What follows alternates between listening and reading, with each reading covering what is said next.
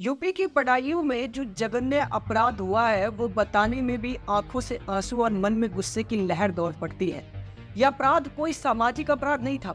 मोहम्मद साजिद और जावेद जैसे मानसिक वाले लोगों में कोई ईमान और इंसानियत नहीं होती है। ये खुद के सगे नहीं होते तो आप और हमारे क्या ही होंगे। And mark my words, converted are more dangerous than the real one. Ramzan जैसे फेस्टिवल में ऐसा अपराध, पता नहीं कौन सी किताबें पढ़ रहे हैं या कौन सी जुबानें सुन रहे हैं ये लोग। अब आपको पूरी कहानी बताते हैं। मंगलवार 19 मार्च को क्या हुआ था। यूपी के बदायूं के बाबा कॉलोनी में रहने वाले विनोद कुमार पेशे से ठेकेदार है। वो अपनी पत्नी संगीता और बच्चों के साथ रहते हैं। संगीता घर में ही अपनी ब्यूटी पार्लर चलाती है। विनोद वारदात के इस वक्त किसी काम से बाहर गए थे। इनके 3 बच्चे थे और इनके घर के सामने जावेद और साजिद, ये दोनों भाई थे और उनकी वही सैलून की दुकान भी थी। ये लोग एक दूसरे को काफी वर्षों से जानते थे। एक अच्छे पड़ोसी जैसा इनका रिश्ता था। बच्चों की मां संगीता ने बताया कि साजिद और जावेद बाइक से मेरे घर आए थे। जावेद बाइक लेकर बाहर खड़ा था और साजिद घर के अंदर आया। कहा कि भाभी, मेरी पत्नी की डिलीवरी होनी है, वो अस्पताल में भर्ती है, मुझे 5,000 रुपए दे दीजिए। मैंने साजिद को पैसे दे दिए।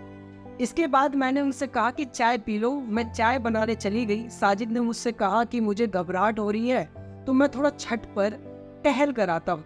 अब दूसरे एंगल से इस कहानी को समझते हैं। इनके 3 बच्चे हैं जिनके नाम है आयुष 13 वर्ष, पीयूष 9 वर्ष और आहान 6 वर्ष, जो वहाँ मौजूद थे। पीयूष को जावेद ने पुड़िया लेने के लिए भेज दिया और जावेद और साजिद दोनों छत की तरफ चले गए जहाँ पहले से आयुष और आहान मौजूद थे। उसने आयुष को पानी लाने को कहा। जितनी देर में आयुष पानी लेकर आया, इतनी देर में जावेद और साजिद ने आहान का गला काट दिया था और फिर आयुष को भी मार दिया। और पुड़िया लेकर जैसे ही पीयूष ऊपर आया तो उसने देखा उसके भाई खून से लथपथ थे। जैसे ही जावेद और साजिद उस पर हमला करने गए, वो अपनी ही जान बचा के नीचे की ओर भागा और चिल्लाने लगा कि उसकी मम्मी अंदर से निकली तो देखा साजिद जावेद के हाथ में खून से सनी हुई छुरी थी। उन्होंने संगीता को देखते ही कहा कि आज मैंने अपना काम पूरा कर दिया है। ये देखकर संगीता घबरा गई, फिर चिल्लाने लगी। शोर सुनकर आसपास के लोग आ गए। लोगों ने साजिद को पकड़ लिया। जावेद भाग गया। बाद में आरोपी साजिद खुद को किसी तरह छुड़ाकर फरार हो गया था। 2 घंटे के अंदर हरामखोर साजिद को यूपी पुलिस ने एनकाउंटर में ढेर कर दिया। फिलहाल जावेद फरार था, जिसे 21 मार्च को यूपी पुलिस ने बरेली से गिरफ्तार कर लिया। मारने की वजह क्या थी?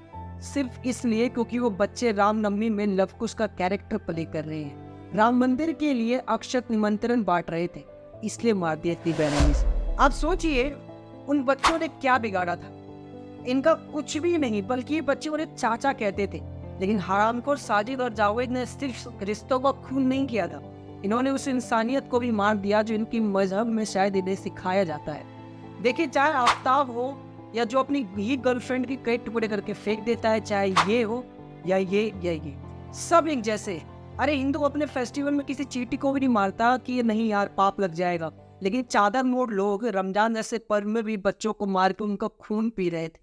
मतलब पूरा दिन रोजा रखो और शाम को किसी मासूम बच्चे का खून करके उनका खून पी लो। वारे हिजड़ो, इनको खत्म नहीं किया जा सकता, लेकिन आप सही सरकार को वोट देके कम से कम अपने धर्म के लिए लड़ सकते हो। यूपी पुलिस ढूंढ के अपराधियों को मार रही है। क्यों? क्योंकि वहां का सीएम एक सनातनी है। क्यों? सिर्फ आपकी वोट की वजह से। रोटी, कपड़ा और मकान की चिंता के साथ धर्म को भी मजबूत कीजिए, क्योंकि जहां धर्म कमजोर होता है वहां रोटी छीन ली जाती है, कपड़े उतार दिए जाते हैं और मकान जला दिए जाते हैं। खैर, इन जैसे लोगों के लिए जितना बोलो उतना कम है। ये लोग नफरत करने के लायक ही हैं। थोड़ा सोच समझकर इन पे भरोसा कीजिए। भाईचारा के लायक बिल्कुल नहीं है ये लोग। खुश रहिए, सेफ रहिए। मिलते हैं अगले वीडियो में। हर हर महादेव।